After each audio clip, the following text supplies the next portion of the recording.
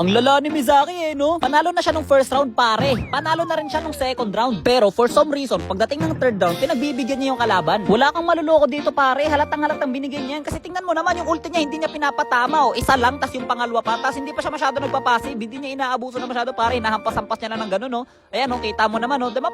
Halatang bigay. 3-0 na sana yung kakalabasan nun pare. Kasi lapo-to-lapo na yun. Kaso nga lang, ang yabang niya, pinapasok niya sa loob ng tower. Oh. Tas hindi pa siya masyado nagpapasive pare. Ayaw niya. Tingnan mo, hindi mag-ulti yan. Mamamatay nang hindi nag-i-skill.